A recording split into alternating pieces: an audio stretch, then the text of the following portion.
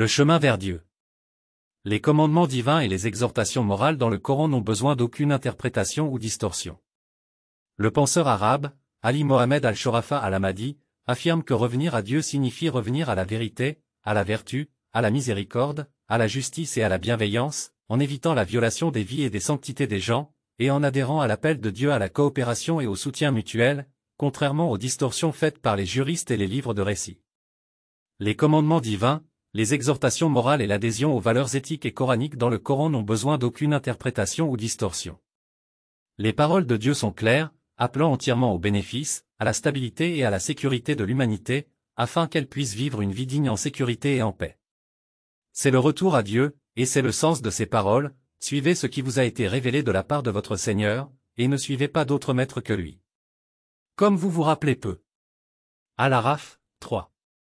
De plus, ces paroles, et certes, nous leur ferons goûter le châtiment moindre avant le plus grand, afin qu'ils reviennent. As-Sajda, 21, signifie revenir à Dieu. Revenir à Dieu par l'engagement à l'adoration. Ali Mohamed al-Shorafa al-Hamadi explique en outre qu'il ne devrait y avoir ni tyrannie, ni injustice, ni agression, ni arrogance envers les gens. Les croyants doivent s'engager dans des actes d'adoration tels que la prière, l'aumône, le jeûne et le pèlerinage à la maison de Dieu. Ils doivent donner leur charité et aumône aux pauvres et aux nécessiteux, en partageant les profits avec les riches à un taux de 20%.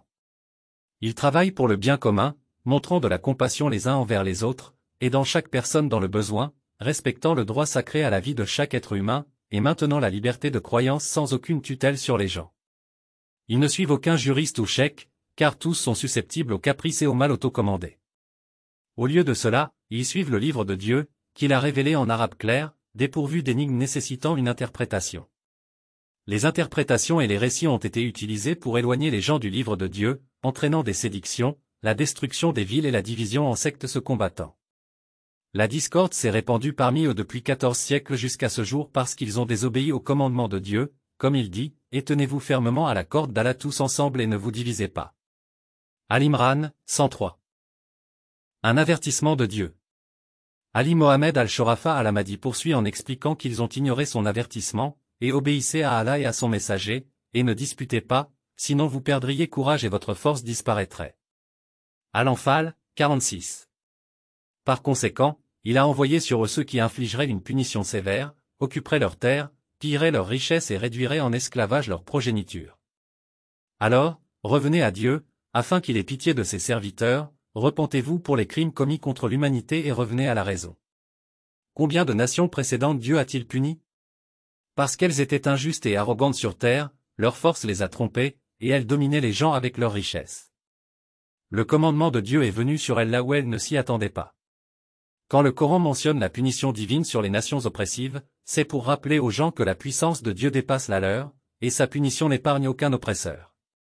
Comme il dit, et ces villes, nous les avons détruites lorsqu'elles ont commis des injustices, et nous avons fixé un moment pour leur destruction. Al-Kahf, 59. Dieu accorde un répit à ses serviteurs afin qu'ils puissent revenir, éviter sa punition, et chercher son pardon afin qu'il leur soit clément et retire sa colère d'eux, car il a averti et prévenu.